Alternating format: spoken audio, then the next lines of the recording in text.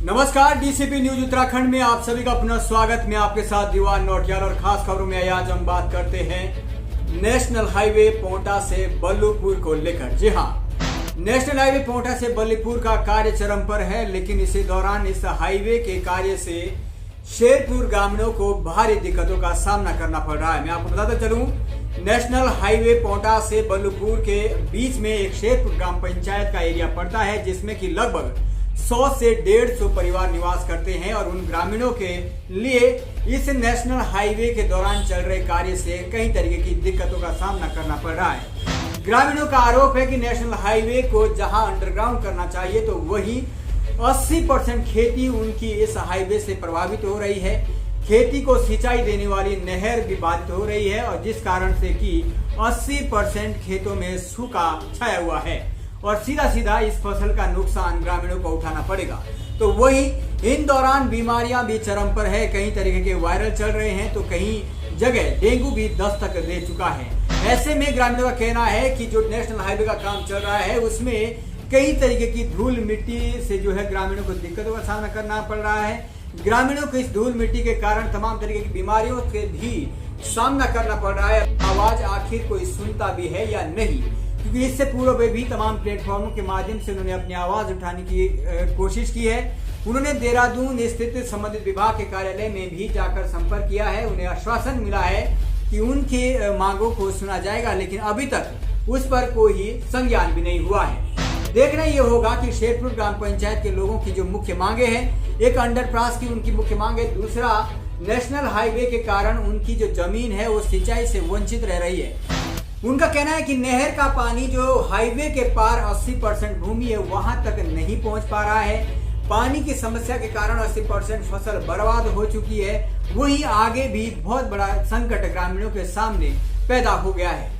अब देखना यह होगा कि क्या संबंधित विभाग, केंद्र सरकार और कार्यदायी संस्था इस तरीके की इन समस्याओं पर संज्ञान लेती है या फिर इन किसानों को इनकी हालात पर छोड़ दिया जाएगा। आपको बताते चले कि सड़क परिवहन का कार्य जिस गति से चल रहा है और जिस पारदर्शिता के साथ ये कार्य हो रहा है उसके लिए हर मंच पर केंद्रीय मंत्री नितिन गडकरी का प्रशंसा भी होती रही है। लेकिन अब नितिन गडकरी से ये भी उम्मीद करेंगे कि इन किसानों की समस्या, जो किसान अपनी फसलों की बर्बादी का रोना रो रहे हैं, जिन किसानों के बच्चों को उनके स्कूल तक जाने के लिए एक लंबा रास्ता तय करना पड़ेगा, जिस एरिया में धूल मिट्टी के कारण तमाम तरीके की बीमारियां उत्पन्न होने की आशंका जताई जा रही है, जिन किसानों की सिंचित जो भूमि है वो अब कहीं ना कहीं इस कार्य के कारण बाधित हो रही है। तो क्या इन समस्याओं को लेकर जो किसानों की मांगे हैं, खास तौर पर अंडरपास की मांगे हैं, जिसके माध्यम से कि उनके बच्चों को स्कूल तक जाने की किसी तरह की कोई समस्या का सामना न करना पड़े, जिस कारण कि उनको नहर के पानी को उस प्रोजेक्ट के पार जो उनकी जमीन है 80% जो भूमि है नेशनल हाईवे के पार, उस भूमि तक पानी पहुंचाने में किसी तरह की दिक्कतें ना हो। ये सारी तमाम मांगे ग्रामीणों की है और अधिक जानकारी के लिए हम सीधा ग्राउंड जीरो पर ले जाते हैं। क्या कुछ कहा है उपस्थित ग्रामीणों ने अपनी तमाम मांगों को लेकर? आप लोगों को इस NH द्वारा नेशनल हाईवे बल्लूपुर से पोंटा के लिए जो बन रहा है, इसमें कोई दिक्कत, कोई प्रॉब्लम वगैरह आ रही है? बहुत ज़्यादा प्रॉब्लम आ रही है। क्या क्या प्रॉब्लम आप लोगों को देखनी पड़ रही है इस NH के द्वारा? जैसे इन किसानों के खेती में आने जाने के लिए असुविधा हो रही है। हमारे बच्चे स्कूल जाने वाले हैं, स्वास्थ्य खराब है, हमारे लिए तो बहुत ज़्यादा दिक्कतें हैं, क्योंकि आगे तो नाले खाले निकलते हैं। प्रधान जी, आपसे एक सवाल है, आपके क्षेत्र में धूल मिट्टी कण का ज़्यादा प्रभाव पड़ रहा है, इस वजह से आपके ग्रामवासियों में काफ़ी बीमारियों को देखना पड़ सकता है। इस बारे में आपने NH से कोई सवाल या कोई क्वेश्चन या कुछ मांग वगैरह रखी है जिससे पानी वगैरह इसमें साथों साथ डले, पीछे से कोई टैंकर पानी का आए? देखिए पत्रकार महोदय जी, अभी तक तो बरसात चल रही थी, धूल मिट्टी नहीं उड़ी, पर अब जब मैंने देखा कि डंपर आ रहे हैं जो RBM के मटेरियल के भर के, तो पीछे से धूल जा रही है और धूल हमारे अधिकतर जो है ना, जिधर की हवा होती है तो उधर को भाग जाती है, तो हमारे बच्चों के ऊपर, हमारे घरों के ऊपर गिर रही है।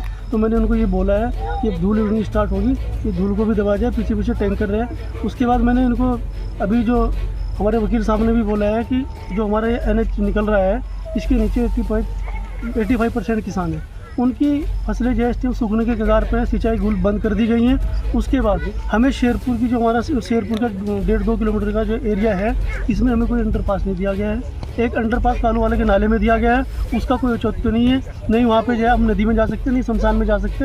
हमारे जो है 2 रास्ते बहुत इंपॉर्टेंट है। एक ये हो गया, एक ये नीचे हो गया, और एक जो है ऊपर जो है आपका प्राइवेट स्कूल। ये इन 2 रास्तों पे तो हमारे शमशान घाट भी है। हमें शेरपुर में कम से कम 3 अंडरपास चाहिए। ये हमारा जो है जहाँ अभी हम खड़े हैं, ये हमारा इसमें स्कूल भी है। फिर हमारी मेन मार्केट शेरपुर में बिल्कुल जस्ट इसके ऊपर पड़ती है। तो आने वाले टाइम में हमें असुविधा का सामना करना पड़ेगा। इतने दूर से हमारे बच्चे कैसे आएंगे? अभी तो हमारे बच्चे भी दुकान पर चले जाते हैं, स्कूल में आराम से चले जाते हैं, ट्यूशन के लिए आराम से चले जाते हैं।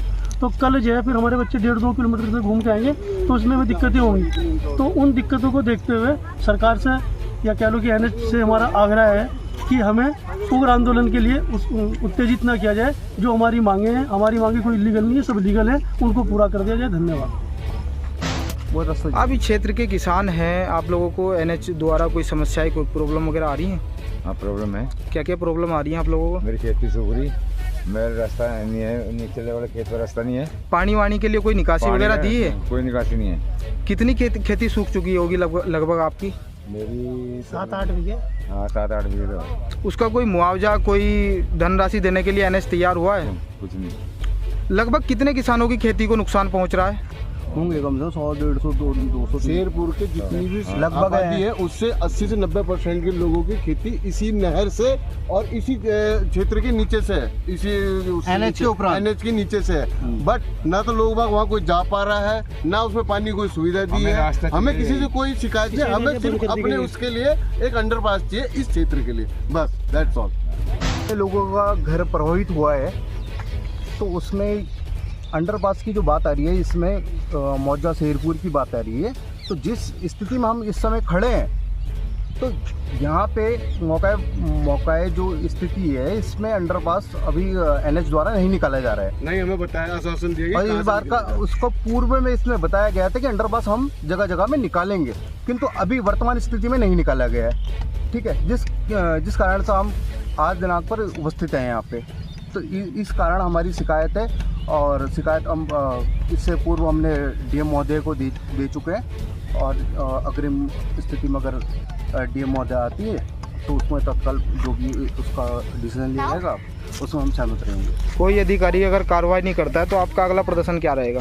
धरना प्रदर्शन रहेगा, जो हमेशा की तरह होता रहे। उससे उचित कोई कार्रवाई करना? उससे उचित कोई कार्रवाई तो है नहीं। उच्चतम न्यायालय, उच्चतम न्यायालय, किंतु मगर अपना यहाँ पे कम से कम 200 लगभग 100-150 परिवार हैं, और 80% लोगों की जमीन, और जो 80% लोगों की भूमि है जो जिसमें सिंचाई है और खेती है, तो व्यक्ति कहाँ से जाएगा?